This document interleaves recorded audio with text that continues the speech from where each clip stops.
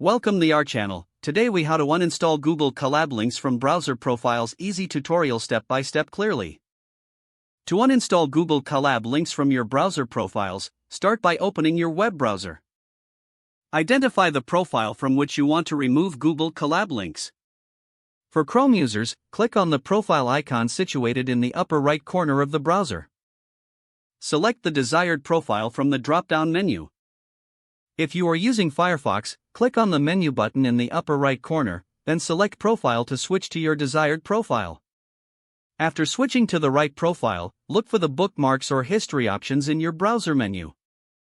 In Chrome, click on the three vertical dots in the upper right corner, then click on Bookmarks. Select Bookmark Manager to see a list of all your bookmarks. In Firefox, you can find bookmarks by clicking the library icon or selecting bookmarks from the menu. Locate any Google Colab links in your bookmarks. You can search for Colab in the search bar for easier navigation. Once you find the links, right-click on each one. Select the delete option to remove the bookmarks. Next, navigate to the browser history. In Chrome, access the history by clicking on the three vertical dots again and selecting History. In Firefox, select History from the menu. Look for any Google Colab links in your history. Right-click on these entries and choose Remove from History or Delete.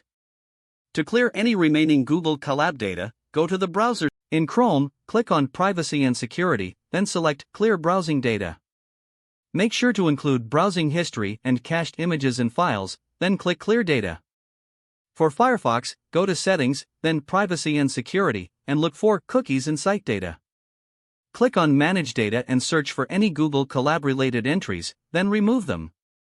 Finally, restart your browser to ensure all changes take effect. You have now successfully uninstalled Google Colab links from your browser profiles. If the page does not load, refresh the browser or try again in a private or incognito window. Make sure you are using the correct email address, then retype it carefully to avoid small typos. If your password is not accepted, use the reset option and create a new strong password you can remember. Check your spam folder for verification or security emails, then complete any requested confirmation steps. Enable two-factor authentication if available to improve account security and reduce unauthorized access risk.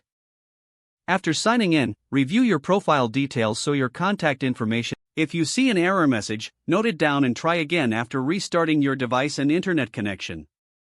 Log out when you finish, especially on shared devices, to keep your account and payment information secure.